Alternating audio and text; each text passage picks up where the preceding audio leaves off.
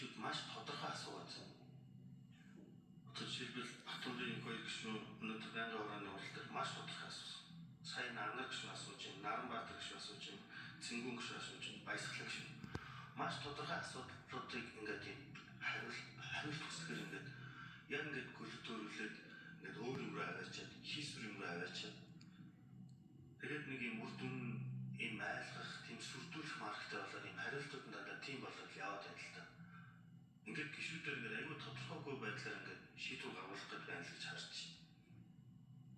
Тэгээд яг энэ олон асуумаар байгаа зүйлдээ би бол хариулт авах гэсэн итгэлгүй байгаа учраас би танаас ийм асуумаар байна. Гэхдээ би зүгээр нийгэмд одоо бохомдол үүсгэсэн. Ялангуяа таны туулын урдны замын нээлтээр хийсэн. Одоо нийгмийн бохомдол дээр одоо гал дээр тос нэмсэн таны үгэн дээр би бас маш их эмзэглсэн. Хэнийг яг ялаа гэж хэлээд байгаа юм. Одоо өөрөөс жуурсан засгийн газрын гишүүдэд хэлээд байгаа юм уу? Өөрөө чи эсрэг гарын зурсан гишүүдийг хэлээд байгаа юм уу? Эсвэл энэ талбай дээр цугласан залуучуудыг энэ Монголын нийгэмд одоо энэ шүүмжлэл хийсэн залуучуудыг хэлээд байгаа юм уу? Хэнийг та ялаа гэж хэлээд байгаа юм гэж зүгээр асууж байна.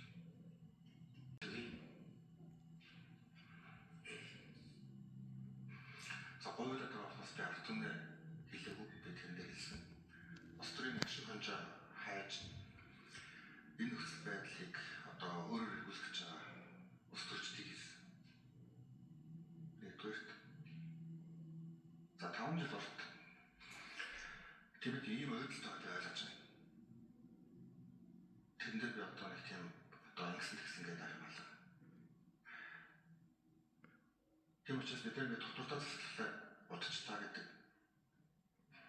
Докторгүй байлаа гэдэг ийм асуудал байна.